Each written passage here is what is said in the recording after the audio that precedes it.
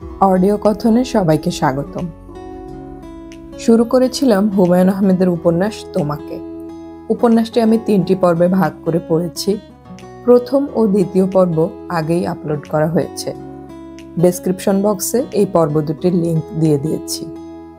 আজকে পড়ছি তৃতীয় পর্ব।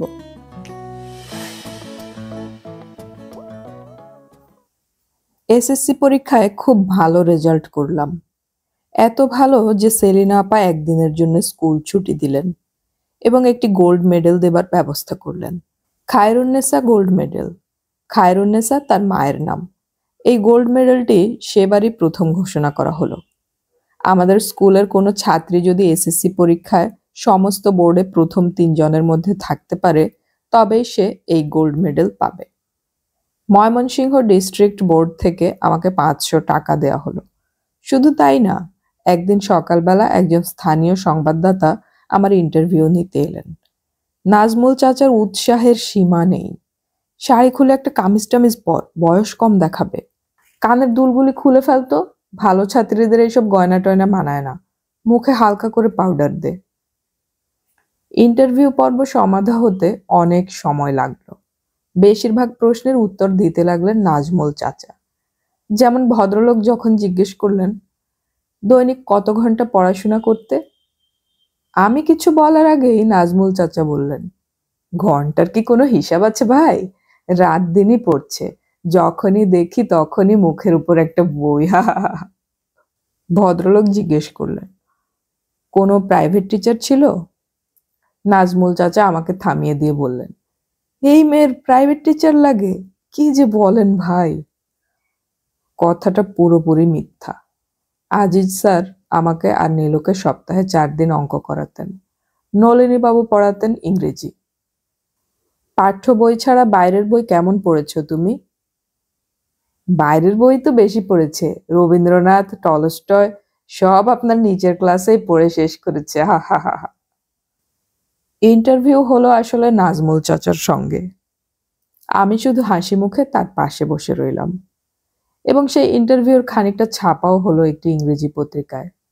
তার পরপরই একটি চিঠি পেলাম আমরা 2 বোন। কল্যাণী আসু নীলু অথবা বিলু, তোমাদের 2 বোনের একজনের ছবি দেখলুম পত্রিকায়। ছবির সঙ্গে ডাকনাম দেয়া ছিল না, কাজেই বুঝতে পারছি না ছবিটি কার। যার ছবি তার জন্য আমার আন্তরিক অভিনন্দন। মফস্বলের একটি স্কুল থেকে এমন চমৎকার রেজাল্ট করা দারুণ ব্যাপার। আমার খুবই ভালো লাগছে।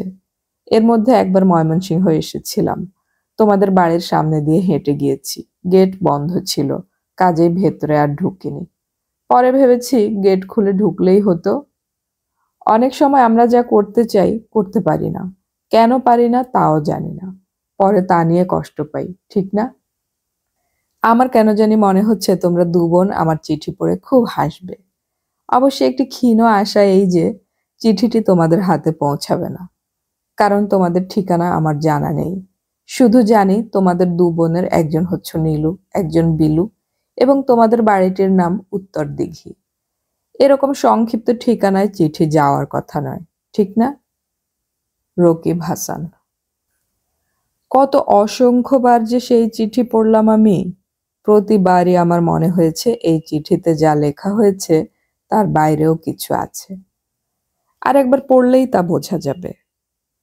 চিঠিটি নাজমুল চাচাও পড়লেন এবং বললেন, বিশিষ্ট ভদ্রলোক, খুব আদব কায়দা। একটা ভালো সংবাদ পেয়েছে, সঙ্গে সঙ্গে চিঠি দিয়েছে। এসব ভদ্রতা কি এদেশে আজকাল আছে? সংবাদ শুনে লোকজন আজকাল বিরক্ত হয়। মা, সুন্দর করে গুছিয়ে একটা চিঠি লিখতো, বানান যেন ভুল না থাকে। সাবধান, ডিকশনারি দেখবে। আর শোনো, এই চিঠি যত্ন করে তুলে রাখবে। রেজাল্ট নিয়ে যত চিঠি যত টেলিগ্রাম আসবে সব তুলে রাখবে, আলাদা একটা ফাইল করে রাখবে। আমি অফিস থেকে ফাইল নিয়ে আসব। নীলু চিঠিটির শুরুটা পড়েই গম্ভীর মুখে বলল, তোর চিঠি আমাকে দিচ্ছিস কেন? আমি অন্যের চিঠি পড়ি না। পড়া যাবে না এমন কিছু তো এখানে লেখা নেই। না থাকুক। নীলু পাশ ফিরে বালিশে মুখ ঢাকল। তার বেশ কদিন ধরে জ্বর যাচ্ছে। তেমন কিছু নয়, কিন্তু বিছানা ছেড়ে উঠছে না। আমার ধারণা সে আশা করেছিল তার রেজাল্ট অনেক ভালো হবে। রেজাল্ট মোটেও ভালো হয়নি। ফার্স্ট ডিভিশন দেখা শেষ করে আমরা যখন সেকেন্ড ডিভিশন দেখতে শুরু করেছি, সে তখন দৌড়ে পালিয়েছে। নাজমুল চাচা তাকে পাশের খবর দিতেই সে কেঁদে টেঁদে একটা কাণ্ড করেছে। পরের বার অনেক ভালো হবে দেখবি। আর দেখতে হবে না। সবাই কি আর ফার্স্ট সেকেন্ড হয় না গিরে বোকা? আমি নিজে 3 বার মেট্রিক পাস করলাম, কিন্তু আইএতে আবার ফার্স্ট ডিভিশন। থাক, আপনাকে আর বকবক করতে হবে না। বাবা নিজে এসেও সান্ত্বনা দিতে চেষ্টা করলেন। আরে, সেকেন্ড ডিভিশন খারাপ নাকি? খারাপ হবে কেন? খুব ভালো। তুমি যাও তো এখন। নীলুকে আমরা খুব শক্ত মেয়ে হিসেবে জানতাম। এই ব্যাপারটায় সে যে এতটা মন খারাপ করবে আমরা ভাবতেও পারিনি। কিছুদিন পরই সে জ্বরে পড়ে গেল। অল্প দিনের জ্বরেই শুকিয়ে টুকিয়ে অন্যরকম হয়ে গেল। এক রাতে ঘুমোতে এলো আমার ঘরে। একা একা তার নাকি ভয় লাগছে। কে যেন বারবার তার জানালার সামনে এসে দাঁড়াচ্ছে। আমরা দুজন অনেক দিন পর একসঙ্গে ঘুমোতে গেলাম। সে তারা শুয়েছে একা একটি খাটে, আমরা দুজন একটিতে। আমি নরম স্বরে বললাম, এত মন খারাপ করছিস কেন? জানি না কেন। তুই তো পড়াশোনাই করিসনি, রেজাল্ট কোত্থেকে ভালো হবে? তা ঠিক। নীলু একটি হাত আমার গায়ের উপর রেখে বলল, দুজন এবার আলাদা হয়ে যাব। তুই যাবি ঢাকায়, আর আমি এখানে কোনো ভাঙা কলেজে। আমি ঢাকায় যাব না, এখানেই থাকবো। তুই ঢাকায় পড়তে যাবি এটা তো জানা কথা। সেটাই ভালো। তুই এত ভালো ছাত্রী, তোর তো ভালো কলেজেই যাওয়া উচিত। আমরা দুজন হালকা গলায় নানান কথাবার্তা বলতে লাগলাম। অনেক রাতে শুনলাম বাবা ঘরে ফিরেছেন। গুনগুন করে কি বলছেন। রমজান ভাই রাগী গলায় কি সব বলছেন। নীলু ছোট্ট একটা নিঃশ্বাস ফেলে বলল, চল ঘুমিয়ে পড়ি। প্রায় ঘুমিয়েই পড়েছি, নীলু তখন বলল, বিলু, একটা কথা। জেগে আছিস তো? হুম। আমার গা ছুঁয়ে প্রতিজ্ঞা করতে হবে তোকে। কি প্রতিজ্ঞা? নীলু চুপ করে রইল। আমি অবাক হয়ে বললাম, কিসের প্রতিজ্ঞা? ঢাকায় গিয়ে রকিব ভাইয়ের সঙ্গে দেখা করতে পারবি না। এসব কি বলছিস? আমি দেখা করব কেন? আর ওর চিঠির জবাব দিবি না। আমি স্তম্ভিত হয়ে গেলাম। নীলু কাঁদতে শুরু করলো। ফোঁপাতে ফোঁপাতে বলল, কথা দে, আমাকে আমার গা ছুঁয়ে বল। কি যে কাণ্ড তোর! আমি নীলুকে জড়িয়ে ধরলাম। এমন বোকা কেন নীলুটা? সেদিন আকাশের রং ছিল ঘন নীল। আমরা এমনিতে কখনো আকাশ দেখি না। আমরা আকাশের দিকে তাকাই মন খারাপ হলে। মন বিষণ্ণ হলে আকাশও বিষণ্ণ হয়। হেমন্তের এই ঝকঝকে সকালে আকাশটা অসম্ভব বিষণ্ণ হয়ে গেল। আমি তবু মুখে হাসি টেনে রাখলাম। ভোরবেলা নাস্তা খাবার সময় খুব হাসি খুশি থাকতে চেষ্টা করলাম। নাজমুল চাচাও আজ আমাদের সঙ্গে নাস্তা খেলেন। নীলু বসে রইল পাথরের মতো মুখ করে। বাবা একবার সাবধানে চলাফেরার কথা বললেন। একা একা কোথাও যাবার দরকার নেই। কোথাও যেতে হলে বন্ধু বান্ধব কাউকে সঙ্গে নিবি। নাজমুল চাচা বললেন, চিন্তার কিছু নেই, সফদর সাহেব প্রতি শুক্রবারে এসে বাসায় নিয়ে যাবেন, আর ছুটি ছাটা হলে নিজে ময়মনসিংহে এসে পৌঁছে দেবেন। অতি ভদ্র সজ্জন ব্যক্তি। আমি তাদের কথা হ্যাঁ না কিছুই বললাম না। ঠিক যখন যাবার সময় হলো তখন ইচ্ছে করলো চেঁচিয়ে বলি, আমি এখানেই থাকবো, এখানকার কলেজে ভর্তি হব। কিছুই বলা হলো না। নাজমুল চাচা আমাকে সঙ্গে নিয়ে ট্রেনে উঠলেন। ট্রেন ছাড়তে খুব দেরি করতে লাগলো। বাবা প্ল্যাটফর্মে দাঁড়িয়ে রইলেন ক্লান্ত ভঙ্গিতে। নীলু, সেতারা কেউ আসেনি। ওরা খুব কাঁদছিল। বাবা বলেছিলেন, তোরা আসিস না, তোরা থাক এখানে। আর এত কান্নাকাটির কি আছে, 2 মাস পরেই তো আসছে। ট্রেন ছেড়ে দেবার সময় বাবা মনে হলো খুব অবাক হয়ে পড়েছেন। যেন ভাবতেই পারেননি ট্রেন এক সময় ছেড়ে দেবে। তিনি জানালা দিয়ে হাত বাড়িয়ে আমার বাঁ হাত শক্ত করে চেপে ধরে ট্রেনের সঙ্গে সঙ্গে আসতে লাগলেন। নাজমুল চাচা বললেন, আরে করো কি, হাত ছেড়ে দাও। বাবা হাত ছাড়লেন না। যেন শেষ মুহূর্তে তার মনে হলো আমি চলে যাচ্ছি। তিনি ট্রেনের লোকজন, প্ল্যাটফর্মের গাদাগাদি ভিড় সম্পূর্ণ উপেক্ষা করে ফুঁপিয়ে উঠলেন। আমার আম্মি, আমার রাত্রিমণি, ওরে বেটি টুনটুন। আমি পাথরের মতো মুখ করে বসে রইলাম। পৃথিবীতে এত কষ্ট কেন থাকে? কেন এত দুঃখ চারদিকে? জানালার ওপাশে কি সুন্দর সব দৃশ্য। গাঢ় নীল রঙের ডোবা একটি, তার উপর সাদা মেঘের ছায়া পড়েছে। কঞ্চি হাতে একটি ছোট্ট ছেলে অবাক হয়ে তাকিয়ে আছে ট্রেনের দিকে। পাট বোঝাই একটি গরুর গাড়ির চাকা আটকে গেছে। গরুটি ধবধবে সাদা। এক সময় নাজমুল চাচা বললেন, ছি মা, কাঁদে না। বিলু, তোর 2টি চিঠি পেয়েছি। প্রথমটির জবাব সঙ্গে সঙ্গে লিখেছিলাম। রমজান ভাইকে পোস্ট করতে দিয়েছি। ওমা, 2 দিন পরে দেখি তার বাজারের ব্যাগ থেকে চিঠি বেরোলো, ভিজে নেতা নেতা। অথচ রমজান ভাই আমাকে বলেছে সে নিজের হাতে চিঠি ফেলেছে। দেখ অবস্থা। তারপর তোমার 2 নম্বর চিঠি এলো। ভাবলাম রাতে জবাব লিখব। রাত ছাড়া চিঠি লিখতে ভালো লাগে না। কিন্তু রাতে বাবার খুব জ্বর এলো। মাথায় পানি ঢালতে হলো, ডাক্তার আনতে হলো। ডাক্তার বলছেন ম্যালেরিয়া। দেশে কি এখন ম্যালেরিয়া আছে নাকি যে ম্যালেরিয়া হবে? ডাক্তারটির বয়স খুব কম। আমার মনে হয় নতুন পাশ করেছে। আমার মতো পাশ। বইটই ভালো মতো পড়েনি। আমার সঙ্গে গম্ভীর হয়ে কথা বলছিল। মিস নীলু, ভয়ের কিছু নেই। আমি আবার এসে দেখে যাব।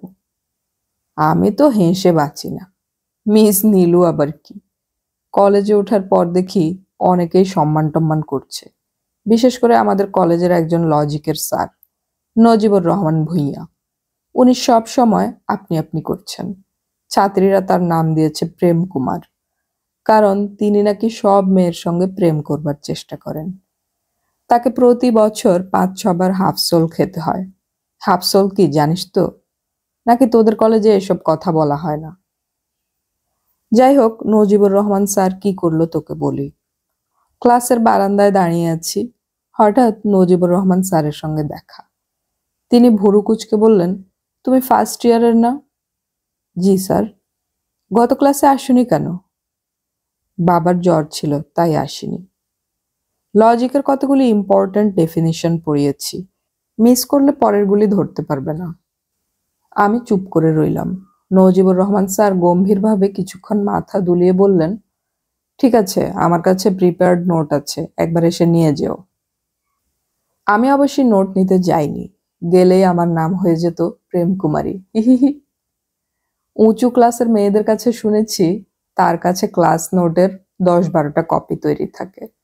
যাদের সঙ্গে তার প্রেম করবার ইচ্ছে হয় তাদের তিনি ডেকে ডেকে দেন। ভদ্রলোক কিন্তু পড়ান খুব ভালো। আমাদের আরেকজন স্যার আছে, খুব ভালো পড়ান। তার নাম কি জানিস? তার নাম মুরগির গু। কি জন্যে বেচারার এই নাম হলো? অনেক দিন ধরে তার এই নাম চলছে। ছোটখাটো মানুষ, খুব পান খান। ক্লাস শুরু করবার আগে ডাস্টার দিয়ে টেবিলে একটা প্রচন্ড বাড়ি দিয়ে বলেন, নিস্তব্ধতা ছাত্রীগণ, নিস্তব্ধতা হিরণময়। প্রথম দিন তো আমি বহু কষ্টে হাসি সামলালাম, কিন্তু পরে দেখি সাংঘাতিক ভালো পড়ান। তার একটা ভালো নাম হওয়া দরকার ছিল। ক্লাসের অনেক কথা লিখলাম, আরো মজার মজার ব্যাপার আছে, পরে লিখব। একজন আপা আছেন, তার নাম মিস চাটা। দারুণ অসভ্য অসভ্য গল্প আছে তাকে নিয়ে, চিঠিতে লেখা যাবে না। এবার অন্য খবর বলি। মুন্নির বিয়ে হয়ে গেছে। ছেলে পিডিবির ইঞ্জিনিয়ার, খুব নাকি বড়লোক। আমি অবশ্য বিয়েতে যাইনি, কারণ আমাকে যেতে বলেনি। মুন্নি ক্লাসের প্রায় সব মেয়েকে বলেছে, আমাকে বলেনি। রকিব ভাই এসেছিলেন ঢাকা থেকে। আমার অবশ্যই ধারণা ছিল আসবেন না। বিয়ের পরদিন আমাদের বাড়িতে এলেন। কখন এসেছেন আমি কিছুই জানি না। কি জন্য যেন বসার ঘরে গেলাম, দেখি তিনি বসে বসে বাবার সঙ্গে গল্প করছেন। তার গায়ে নীল রঙের স্ট্রাইপ দেয়া একটা শার্ট ছিল, এমন মানিয়েছিল তাকে, কি আর বলবো। আমার গায়ে ছিল বোম্বে প্রিন্টের ওই জংলি শাড়িটা। আমাকে নিশ্চয়ই ভূতের মতো লাগছিল। কারণ ওই দিন আমি চুলও বাঁধিনি, কিছুই করিনি। আকবরের মাকে বলেছিলাম চুল বেঁধে দিতে, সে দিতাসি আপা বলে সেই যে গিয়েছেই, আর দেখা নেই। আমি গিয়ে দেখি দিব্যি ঘুমাচ্ছে। তারপর আমিও ঘুমাতে গেলাম। এখন চিন্তা করে দেখ অবস্থা, চুল বাঁধা নেই, ঘুম ঘুম ফোলা মুখ, পরনে জংলি শাড়ি। কি ভাবলেন উনি কে জানে। আমি তো একদম হতভম্ব হয়ে গেছি। উনি বললেন, তুমি কে, নীলু না বিলু? আর বাবার যা কাণ্ড। বাবা বললেন, সালাম করো নীলু, সালাম করো। সালাম করব কি? আমি বললাম, আপনি বসুন, আমি হাত মুখ ধুয়ে আসছি। বেশিক্ষণ বসতে পারবো না। উনি অবশ্যই অনেকক্ষণ বসলেন, চাটা খেলেন, যাবার আগে আমাকে দুটো বই দিয়ে গেলেন। একটা হচ্ছে ঘনাদার গল্প, দেখ না কাণ্ড, ঘনাদার গল্প পড়ার বয়স এখন আছে। অন্যটি হচ্ছে একটি কবিতার বই, নাম পালক। আজ আর লিখবো না, ঘুম পাচ্ছে। নীলু। পুনশ্চ, তোর সঙ্গে যে রকিব ভাইয়ের দেখা হয়েছিল ঢাকায়, এই কথাটি তুই কোনো চিঠিতেই লিখিসনি। প্রিয় আপা, আমি তোমাকে 4টি চিঠি দিয়েছি, তুমি মাত্র 2টি চিঠির জবাব দিয়েছ। এরকম করলে আমি আড়ি নেব, তখন মজা টের পাবে। বাবার খুব অসুখ, ডাক্তার বলেছেন ম্যালেরিয়া, খুব দুর্বল হয়ে গেছেন, এখন আর বাইরেও যান না। আর বাবা তার প্রেসটা বিক্রি করে দিয়েছেন, কিন্তু কাউকে সেটা বলেননি। নাজমুল চাচা এটা শুনে খুব রাগ করেছেন। আরেকটা খুব খারাপ খবর আছে, আমার গানের স্যারের ছোট ছেলেটা পানিতে ডুবে মরে গেছে। ছেলেটার বয়স 7, তার নাম দীপন। তুমি তাকে দেখেছিলে, তোমার মনে আছে, তবলা বাজিয়েছিল। তুমি বললে, ওমা এইটুকু ছেলে আবার তবলা বাজায়। তোমার কলেজ কবে ছুটি হবে? সেতারা। প্রিয় মা বিলু, দোয়া নিও। তোমার বাবার অসুখের সংবাদ পাইয়াছ, এখন কিছুটা সুস্থ, তবে পুরোপুরি সারে নাই। চিন্তার কোনো কারণ নাই। ইতিমধ্যে তোমার লোকাল গার্জিয়ান সফদর সাহেবের একখানি পত্র পাইয়াছি। তুমি নাকি তাকে বলেছ তুমি ছুটির দিনে হোস্টেলেই থাকতে চাও। এটা ঠিক না। সফদর সাহেব অত্যন্ত সজ্জন ব্যক্তি, তার কথা শুনিবে এবং সেই মতো চলিবে। তোমার বাবার ব্যবসা কিঞ্চিত মন্দা যাইতেছে, তিনি খুব সম্ভবত প্রেস বিক্রি করিয়া দিয়াছেন। কাজটা ঠিক হয় নাই, চালু প্রেস বিক্রয় করার কোনো প্রয়োজন ছিল না। তুমি কোনো রূপ চিন্তা করিও না, তোমাদের অন্য অংশটি ভাড়া দেওয়ার চেষ্টা করিতেছি। 2-1 জনের সঙ্গে কথাবার্তা হইয়াছে, যে কোনো ভাড়াটাকে হুট করিয়া ঢুকানো ঠিক হইবে না, তাই বিলম্ব হইতেছে। ভালো থাকিও ও ঠিক মতো পড়াশোনা করিও। তোমার চাচা নাজমুল ইসলাম। নীলু, তোর চিঠি পেয়েছি আজ বিকেলে, এখন রাত প্রায় 11টা। অনেক রাতে উত্তর লিখতে বসেছি, কারণ আমার রুমমেট কিছু লেখার সময় খুব বিরক্ত করে। ঘাড়ের কাছে মাথা এনে সে চিঠি পড়বে। আমি এতটুকুও পছন্দ করি না, তবু সে এটাই করবে। তার ধারণা আমি কোনো ছেলেকে চিঠি লিখছি। আমার তো আর খেয়ে দেয়ে কাজ নেই। বাবার অসুখের খবর পেয়ে খুব খারাপ লেগেছে। এতদিনে সেরেছে নিশ্চয়ই। সব জানাবি। নাজমুল চাচা লিখেছেন প্রেস বিক্রি হয়ে গেছে। শুনে যা ভয় লাগছে, এখন আমাদের চলবে কি করে? আজ সমস্ত দিন আমার এইসব ভেবে খুব খারাপ লেগেছে। তার উপর আজ বায়োলজি ল্যাব ছিল। আমাদের ডেমনস্ট্রেটর একটা ব্যাঙ এনে ক্লোরোফর্ম করলেন। আমরা শুধু দূর থেকে দেখলাম। তারপর উনি সেটা কচকচ করে কেটে ফেললেন। ব্যাঙের হৃৎপিণ্ডটা তখনও লাফাচ্ছে। কি যে খারাপ লেগেছে। বিকেলে হোস্টেলে ফিরে এসেও বমি বমি লাগছিল। রাতে ভাত খাইনি। আমার রুমমেট তখন ফ্রেঞ্চ টোস্ট করে খাওয়ালো। ওর একটা কেরোসিন কুকার আছে, খাটের নিচে লুকিয়ে রাখে, কারণ হলে এইসব অ্যালাউ করে না। কিন্তু বেচারির খুব রান্নার শখ। কয়েকদিন আগে গাজরের হালুয়া বানালো। এটা বানানো যে এত সহজ তা জানতাম না। খেতেও খুব ভালো হয়েছিল। মেয়েটির নাম মালা, রাজশাহী থেকে এসেছে। অনেক রকম রান্না জানে, দারুণ স্মার্ট মেয়ে। হোস্টেল সুপারের পারমিশন না নিয়েই সে 2 দিন তার এক আত্মীয়র বাড়ি থেকে এসেছে। এখানে নিয়মের খুব কড়াকড়ি, তবে সিনিয়র মেয়েদের বেলায় এতটা নয়। সিনিয়র মেয়েরা দোতলায় থাকে, ওদের সঙ্গে আমাদের তেমন যোগাযোগ নেই। ওরা অনেক রকম কাণ্ড কারখানা করে। গত শুক্রবার কি হয়েছে জানিস? রাত 1টায় হঠাৎ শুনি দারুণ হইচই হচ্ছে। পরে শোনা গেল দোতলার কটি মেয়ে প্ল্যানচেট করে রবীন্দ্রনাথ ঠাকুরের আত্মা নিয়ে এসেছে। সে আত্মা আবার কিছুতেই যেতে চাচ্ছে না। হোস্টেল সুপার টুপার এলেন, হুলস্থুল কাণ্ড। তুই লিখেছিস তোর রকিব ভাইয়ের সঙ্গে যে দেখা হয়েছিল সে সম্পর্কে কিছু লিখিনি, ইচ্ছে করেই লিখিনি। তুই আবার কি ভাবতে কি ভাববি, যাক এখন লিখছি। সেদিন কেমিস্ট্রি প্র্যাকটিক্যাল খাতা কিনতে নিউ মার্কেট গিয়েছি। আমার সঙ্গে আছে আমার রুমমেট মালা। সে চুল বাঁধার রাবার ব্যান্ড আর টিপ কিনবে। কেনাকাটা শেষ হবার পর আমরা ঘুরে বেড়াচ্ছি, হঠাৎ মালা বলল, দেখ ওই ভদ্রলোক তখন থেকে আমাদের পিছে পিছে আসছে আর মিচকি মিচকি হাসছে। আমি ঘাড় ঘুরিয়ে দেখি একজন দাড়িওয়ালা ভদ্রলোক। আমাকে তাকাতে দেখেই সে বলল, তুমি নীলু না বিলু? আমি তখনও চিনতে পারিনি। তখন ভদ্রলোক রাগী গলায় বললেন, চিঠির জবাব দাওনি কেন? তখন চিনলাম। খুব অবাক হয়েছিলাম, এরকম দাড়ি গোঁফ কল্পনাও করিনি। তারপর উনি আমাদের আইসক্রিম খাওয়াতে নিয়ে গেলেন। মালা কিছুতেই যাবে না, শেষ পর্যন্ত অবশ্যই গেল। তিনি সারাক্ষণই তোর কথা জিজ্ঞেস করছিলেন। তার কি ধারণা জানিস? তার ধারণা হলো, আচ্ছা না বলবো না। শোন নীলু, একটা কথা, তুই ওই ভদ্রলোককে বলবি উনি যেন দাড়ি গোঁফ কামিয়ে ফেলেন। যা জঘন্য লাগছিল ওকে। এই যা, 1টা বেজে গেছে, শুয়ে পড়ি, কাল পরশু আবার চিঠি লিখব। বিলু। মা বিলু, দোয়া নিও। নীলুর নিকট হইতে শুনিলাম তোমাদের দোতলার মেয়েরা প্ল্যানচেটে আত্মা আনিয়েছে। উহাদের সহিত কোনরূপ সম্পর্ক রাখিবে না। সব কিছু নিয়া ছেলে খেলা ভালো না। তোমাদের উপরের তলায় নতুন ভাড়াটিয়া আসিয়াছে, অতি সজ্জন ভদ্রলোক, স্বামী স্ত্রী ও একটি ছেলে। ছেলেটি ঈষৎ দুরন্ত। তোমার বাবার অসুখ অল্প বাড়িয়াছে, তবে চিন্তার কারণ নাই। শরীরের উপর অযত্ন ও অবহেলার এই ফল। কিছুদিন ভোগাইবে, আর সব সংবাদ ভালো। জনৈক লোক মারফত আমি মুক্তাগাছার কিছু মন্ডা পাঠাইয়াছিলাম। বন্ধু বান্ধব নিয়া খাইও। আর তোমাদের হোস্টেল সুপারিনটেন্ডেন্টের নিকট একটি পৃথক পত্র দিলাম। পত্রটি তাহাকে পৌঁছাইও এবং আমার সালাম দিও। ইতি তোমার চাচা নাজমুল ইসলাম। হোস্টেল সুপার জনাবা, সবিনয় বিশেষ নিবেদন এই যে, জানিতে পারিলাম আপনার হোস্টেলের কতিপয় ছাত্রী প্ল্যানচেট না কি যেন করিতেছে।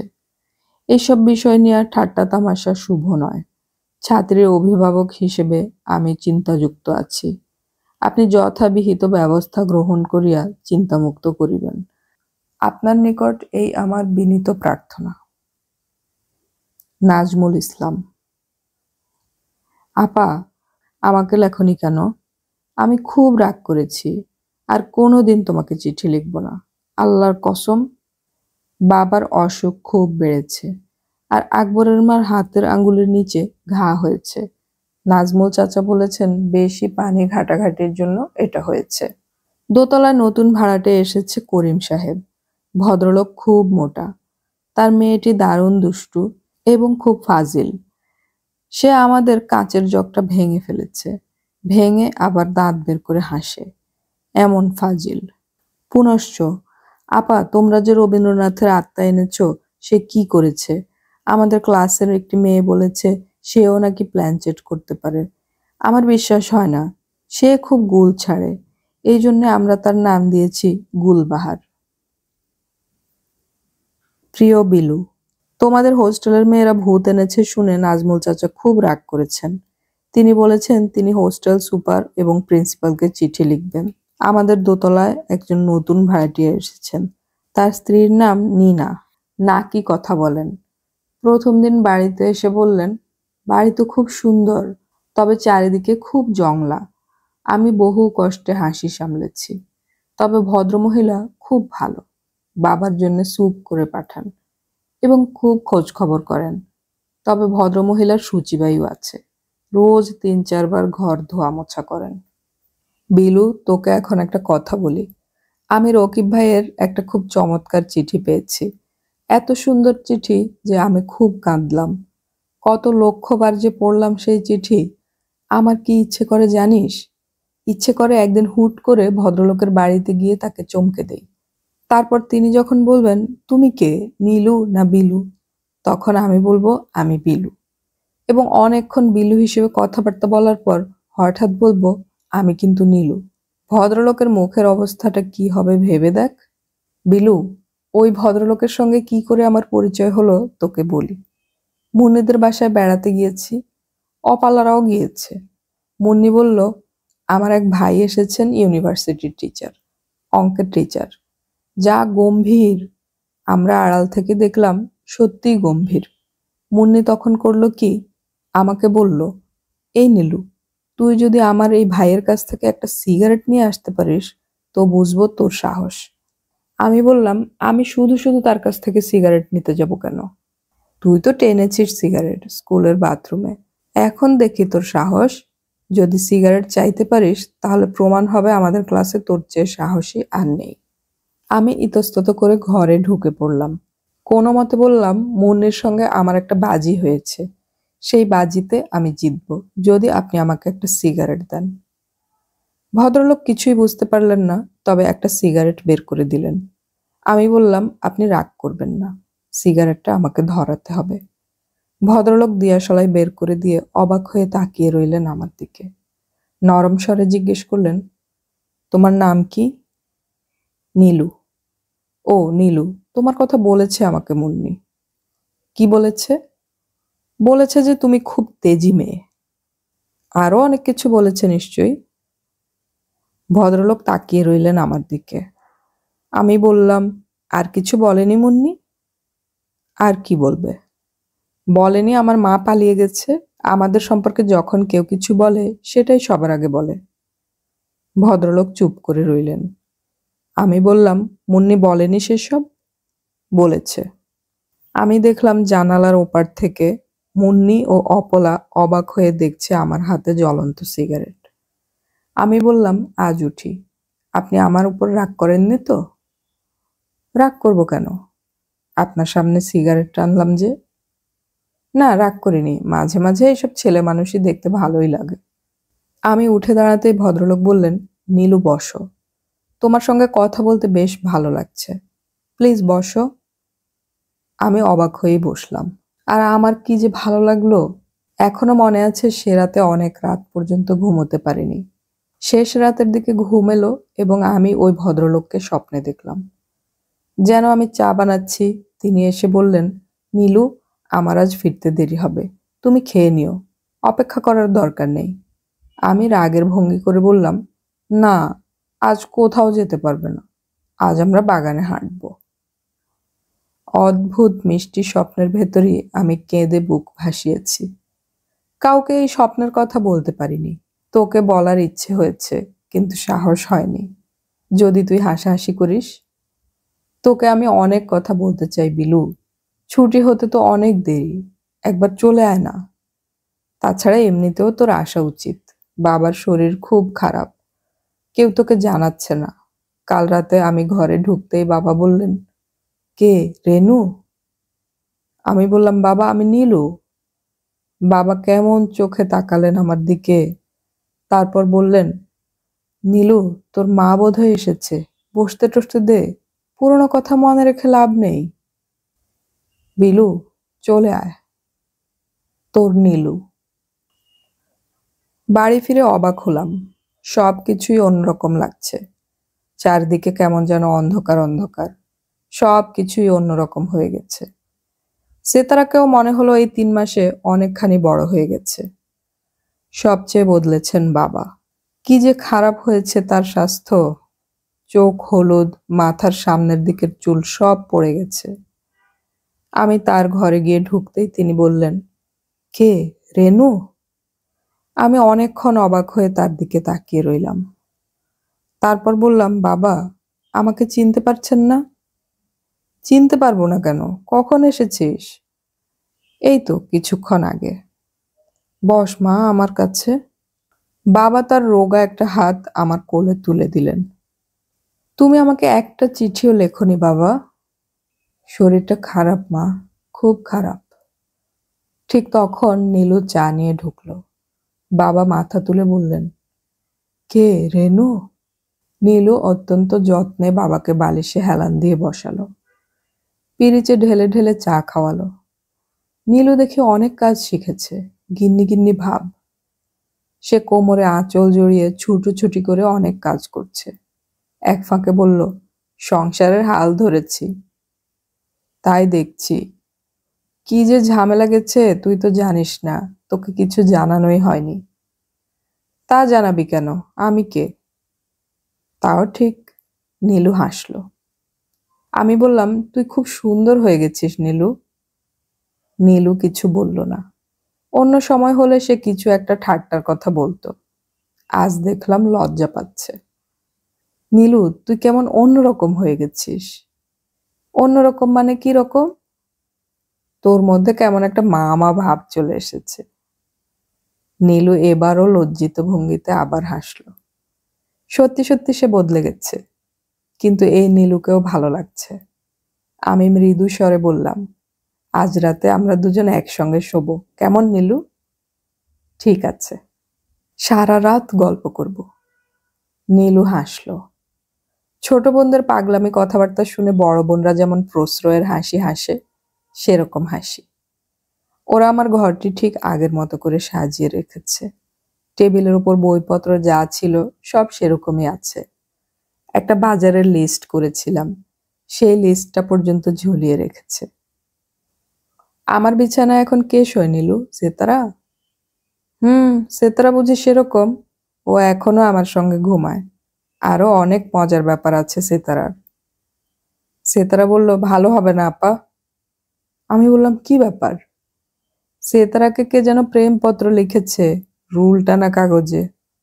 নীলু খিল খিল করে হেসে উঠল। কে বলবে এই বাড়িতে কোনো দুঃখ কষ্ট আছে? নীলু বলল, নাজমুল চাচা তার মেয়ের কাছে যাচ্ছেন জানিস? না তো। সামনের মাসের মাঝামাঝি যাবেন। ওর মেয়ের কি যেন একটা অপারেশন হবে, গল ব্লাডার না কি যেন, ঠিক জানি না। মেয়ে বাবার জন্য টিকিট পাঠিয়েছেন। নাজমুল চাচা নিশ্চয়ই খুব খুশি। না, খুব না। এতদূর একা একা যেতে ভয় পাচ্ছেন। ভয়ের কি? কি জানি, চাচার হেনতেন কত কথা। আসলে যাবার ইচ্ছা নেই। যাচ্ছেন তো? তা যাচ্ছেন। নাজমুল চাচার সঙ্গে দেখা করতে গেলাম। নাজমুল চাচা আমাকে জড়িয়ে ধরে খুব কাঁদতে লাগলেন, যেন আমি তার হারিয়ে যাওয়া একটি মেয়ে। কোনো দিন ফিরে পাবেন ভাবেননি, হঠাৎ ফিরে পেয়েছেন। তার কাণ্ড দেখে দরজার পাশে দাঁড়িয়ে নীলু হাসতে লাগলো। চাচা রাগী গলায় ধমক দিয়ে বললেন, হাসছিস কেন? নীলু মুখ টিপে বলল, এমনি হাসছি। কাঁদলে দোষ নেই, হাসলে দোষ। তুই নিচে যা তো নীলু। ঠিক আছে, যাচ্ছি। কিন্তু বিলু ভেবে যাকে জড়িয়ে ধরে কান্না হচ্ছে, সে কিন্তু বিলু নয়, আমি বিলু। নাজমুল চাচা হকচকিয়ে গেলেন, তীক্ষ্ণ চোখে তাকাতে লাগলেন। তার মনে সন্দেহ ঢুকে গেল। তুই কে, নীলু না বিলু? আমি বিলু। সত্যি করে বল। সত্যি বলছি। না, তুই নীলু, বড় ফাজিল হয়েছিস। যা, বিলুকে পাঠিয়ে দে। আমি হাসতে হাসতে নিচে নেমে গেলাম। বাড়িতে এসে বড় ভালো লাগছে। দোতলার নতুন ভাড়াটেদের সঙ্গেও দেখা হলো। নীলু বলেছিল নাকি স্বরে কথা বলেন। কোথায় কি, দিব্যি ভালো মানুষের মতো কথাবার্তা। নীলুটা এমন বানাতে পারে। ভদ্রমহিলাকে আমার বেশ পছন্দ হলো, তবে একটু বেশি কথা বলেন। আমার সঙ্গে 2-3 মিনিট কথা হলো, এর মধ্যে হড়বড় করে 100 গন্ডা কথা বলে ফেললেন। তবে যেসব মেয়েরা বেশি কথা বলে, ওদের মনে কোনো ঘোরপ্যাচ থাকে না, এটা খুব সত্যি। বেশি কথা বলা মেয়েরা খুব দিলখোলা হয়। সমস্ত দিন আমি অন্য এক ধরনের ভালো লাগা নিয়ে ঘুরে বেড়াতে লাগলাম। দুপুরে নীলু আমাকে বাগানে নিয়ে গেল। পেয়ারা গাছে নাকি ডাঁশা পেয়ারা হয়েছে, খুব মিষ্টি। বাগান পরিষ্কার করেছে কে? দোতলার ওই ভদ্রমহিলা করিয়েছেন। এখন ভালো লাগছে না? হুম, চমৎকার লাগছে। ওই ভদ্রমহিলা আর তার হাজবেন্ড প্রায়ই সন্ধ্যাবেলায় বাগানে বসে চা খান। একদিন দেখি হাত ধরাধরি করে হাঁটছেন। খুব রোমান্টিক। আমি ঘাসের ওপর বসতে বসতে বললাম, তোর রকিব ভাই আর চিঠি ফিঠি লেখে না? নীলু লাল হয়ে বলল, লেখে মাঝে মাঝে। কি লেখেন? এইসব আজে বাজে, তেমন কিছু না। তুই নিশ্চয়ই খুব লিখিস? নীলু জবাব দিল না। কিরে, লিখিস না তুই? লিখি মাঝে মাঝে। তুই কি লিখিস নীলু? নীলু চুপ করে রইল। বল না। যা মনে আসে তাই লিখি। বাবার কথা লিখি, মার কথা লিখি, তোর কথা, সিতারার কথা, সবার কথা লিখি। লিখতে খুব ভালো লাগে? হুম। আমি একটি ছোট্ট নিঃশ্বাস গোপন করে হালকা স্বরে বললাম, তোদের বিয়ে হলে বেশ মানাবে। দুজনেই চিঠি লেখার ওস্তাদ। নীলু অন্যদিকে মুখ ফিরিয়ে নিল। হয়তো তার চোখে পানি আসছে, চাচ্ছে না আমি দেখে ফেলি। সন্ধ্যাবেলা আমরা 3 বোন নদীর পাড়ে হাঁটতে গেলাম। মা যখন ছিলেন তখন আমরা প্রায়ই হাঁটতে আসতাম। প্রায় মাইলখানেক হাঁটা হয়ে যেত। একসময় ক্লান্তিতে পা ভারী হয়ে আসতো, তবু মায়ের হাঁটার শেষ নেই। নীলু বলতো, আর পারবো না, ক্ষমা চাই, আমি এখানে বসে থাকবো, তোমরা যাও। মা বলতেন, অল্প কিছু দূর যাব, সামনেই নদীটা খুব সুন্দর। একই রকম নদী, একই দৃশ্য দুপাশে, তবু কিছু কিছু জায়গায় দাঁড়িয়ে মুগ্ধ কণ্ঠে বলতেন, আহ কি সুন্দর। তেমন বিশেষ সৌন্দর্যের কিছু আমরা দেখতে পেতাম না, কিন্তু মার মুগ্ধ ভাব আমাদেরকেও স্পর্শ করত। নীলু হাই তুলে বলতো, মন্দ না, ভালোই। মা চলে যাবার পর আমরা আর নদীর কাছে আসিনি। না, কথাটা ঠিক হলো না। বাবার সঙ্গে এসেছিলাম একদিন। গত শীতের আগের শীতে বাবার হঠাৎ শখ হলো আমাদের নিয়ে বেড়াবেন। খুব উৎসাহের সঙ্গে বললেন, ফ্লাস্কে করে চা নিয়ে যাব, নদীর পাড়ে বসে চা খাবো, কি বলিস? আমরা কেউ তেমন উৎসাহ দেখালাম না, শুধু সেতারা খুব উৎসাহ দেখাতে লাগলো। প্রচন্ড শীতে কাঁপতে কাঁপতে আমরা বেড়াতে বের হলাম। বাবার কাঁধে ফ্লাস্ক, আমরা 3 বোন হাত ধরাধরি করে তার পিছু পিছু যাচ্ছি। কুয়াশায় চারদিক ঢাকা, দেখার মতো কিছুই নেই। নদীটিও শুকিয়ে এতটুকু হয়ে গেছে। বাবার উৎসাহ মিইয়ে এসেছে। মৃদু স্বরে বললেন, ফিরে যাবি নাকি? নীলু বলল, কোথাও বসে চা শেষ করি, এত কষ্ট করে ফ্লাস্কটা আনলে। কোথাও বসার মতো জায়গা পাওয়া গেল না, সব শিশিরে ভিজে আছে। বাবা অত্যন্ত বিব্রত বোধ করতে লাগলেন। সেই আমাদের শেষবারের মতো যাওয়া। বাবা সুস্থ থাকলে বাবাকে নিয়ে আসা যেত। তিনি আমাদের 3 বোনকে বেরোতে দেখে আগ্রহ নিয়ে বলেছিলেন, কোথায় যাচ্ছিস তোরা? সেতারা বলেছে, নদীর পাড়ে হাঁটতে যাচ্ছি বাবা। তিনি ছোট্ট নিঃশ্বাস ফেলে বললেন, ভালো, খুব ভালো। বেশিক্ষণ থাকবো না, যাব আর আসবো। যতক্ষণ ইচ্ছা থাকিস মা, আমার জন্য ভাবতে হবে না, আমি ভালো আছি, খুব ভালো। আমরা হাঁটছি নিঃশব্দে। অনেকেই কৌতূহলী হয়ে তাকাচ্ছে আমাদের দিকে। 2-1 বুড়ো মতো ভদ্রলোক সেতারাকে জিজ্ঞেস করলেন, ভালো আছো? নীলু বলল, সেতারাকে সবাই চেনে। ইস, আগে যদি মন দিয়ে গানটা শিখতাম। আমরা হাঁটতে হাঁটতে শহরের শেষ প্রান্তে চলে এলাম প্রায়। সেখানে প্রকাণ্ড একটা ঝাঁকড়ার এন্ট্রি গাছ, তার শিকড় নেমে গেছে নদীর দিকে। কয়েকজন কলেজের ছেলেটেলে হবে গাছের গুঁড়ির ওপর বসে সিগারেট টানছিল। ওরা আমাদের দেখেই উঠে দাঁড়ালো। একজন এগিয়ে এসে বলল, আপনারা বসবেন? না, বসুন না, একটু আমাদের সঙ্গে বসুন। সেতারা বলল, কিন্তু আপনারা গান গাইতে বলতে পারবেন না। সব কটি ছেলে একসঙ্গে হেসে উঠল। আমরা 3 বোন পাশাপাশি বসলাম। ছেলেগুলি বসলো আমাদের সামনে। নীলু বলল, আপনারা রোজ এখানে আসেন? জায়গাটা খুব সুন্দর। ছেলেগুলি কোনো উত্তর দিল না। সেতারা বলল, সন্ধ্যা হয়ে আসছে, বাড়ি যাওয়া দরকার। আমরা আপনাদের পৌঁছে দেব। আমরা উত্তর দিঘির পাশ দিয়েই রোজ যাই। আমরা বেশ খানিকক্ষণ চুপ করে বসে রইলাম। ছেলেগুলি সেতারাকে গান গাইতে বলল না, কিন্তু সেতারা নিজ থেকেই গুনগুন করতে শুরু করলো। খোলা মাঠ, অদূরেই শীর্ণকায় ব্রহ্মপুত্র, সন্ধ্যা হয়ে আসছে, পাখিরা ডানা ঝাপটাচ্ছে গাছে গাছে। এর মধ্যে সেতারার কিন্নর কণ্ঠ চারদিকে ছড়িয়ে পড়ল। চাহিতে যেমন আগের দিনে, তেমনি মোদের চোখে চাহিও, যদি গো সেদিন চোখে আসে জল, লুকাতে সে জল করিও না ছল। আমাদের 3 বোনের চোখ ভিজে উঠল। আমরা কতগুলি অপরিচিত ছেলের সামনে বসে কাঁদতে শুরু করলাম।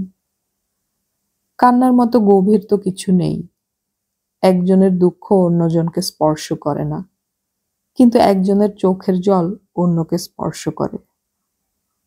ছেলেগুলি দেখলাম একে একে মুখ ফিরিয়ে অন্যদিকে তাকাচ্ছে। পুরুষরা তাদের চোখের জল মেয়েদের দেখাতে চায় না। একটি ছেলে কোমল স্বরে বলল, আরেকটা গাইবেন? কোন অলৌকিক জগৎ থেকে সেতারার গান আসে। বুকের মধ্যে প্রচন্ড কষ্ট নিয়ে শুনলাম সে গাইছে, নহে নহে প্রিয় এ নয় আখি জল। ক্রমে ক্রমে সন্ধ্যা মিলিয়ে এলো। ব্রহ্মপুত্রের ওপর দিয়ে উড়ে আসতে লাগলো শীতল হাওয়া। অন্ধকার ঝোপগুলিতে চিকমিক করতে লাগলো জোনাকি। ছেলেগুলি আমাদের বাড়ি পর্যন্ত এগিয়ে দিল। সেতারা বললেন, ভেতরে আসবেন? জি না, জি না।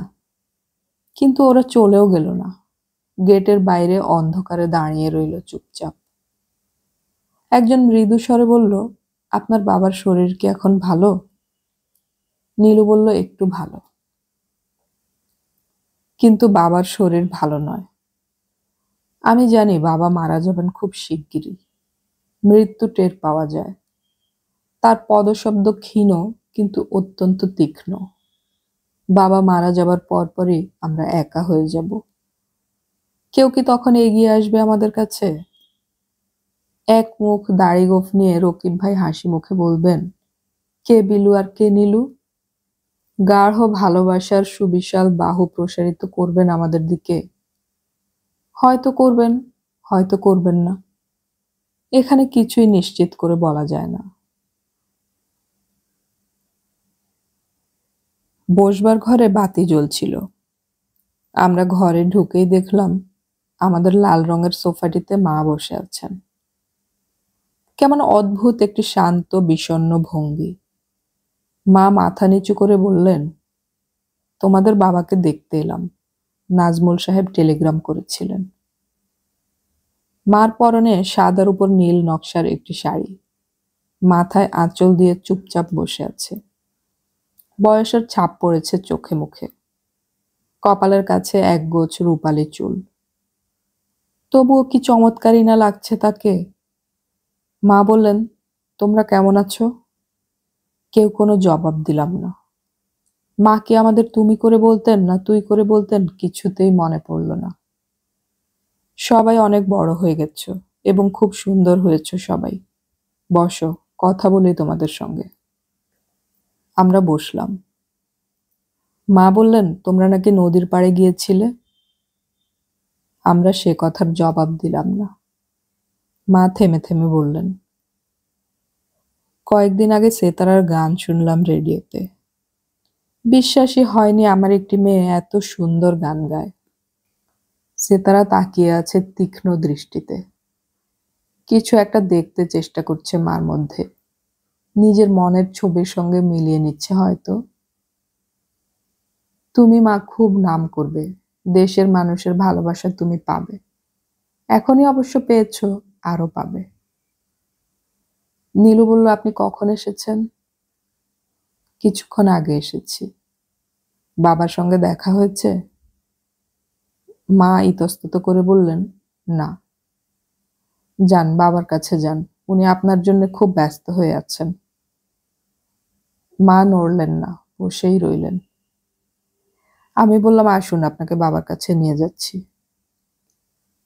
বাবার ঘরে ঢোকা মাত্র বাবা তার অভ্যাস মতো বললেন, কে, রেনু? মা দরজার পাশে থমকে দাঁড়ালো। বাবা বললেন, ভালো আছো রেনু?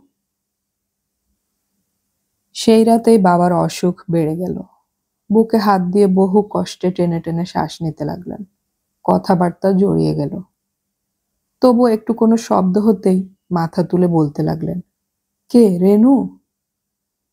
মা তার এত পাশে দাঁড়িয়ে কিন্তু তাকে চিনতে পারলেন না। আমি চলে এলাম আমার ঘরে। নীলুর বিছানার উপর দেখি একটি নীল খাম পড়ে আছে। রকিব ভাইয়ের লেখা চিঠি নিশ্চয়ই।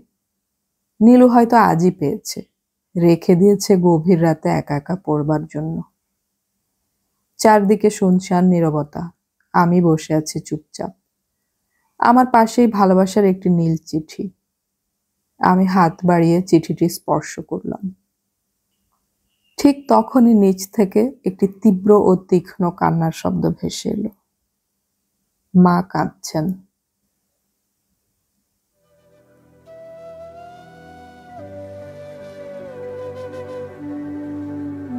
এতক্ষণ আমি পড়ে শোনালাম হুমায়ুন আহমেদের উপন্যাস তোমাকে এর শেষ পর্ব। অডিও কথনে আমাদের গল্প পাঠ ভালো লাগলে চ্যানেলটি সাবস্ক্রাইব করে রাখুন এবং বন্ধুদেরকে শেয়ার করুন। কোনো গল্প পাঠের অনুরোধ থাকলে কমেন্টে অবশ্যই জানাবেন। আমাদের পরবর্তী গল্প শোনার আমন্ত্রণ রইল। গল্প পড়ি, গল্প শুনি, বাংলা গল্প ছড়িয়ে পড়ুক সবখানে।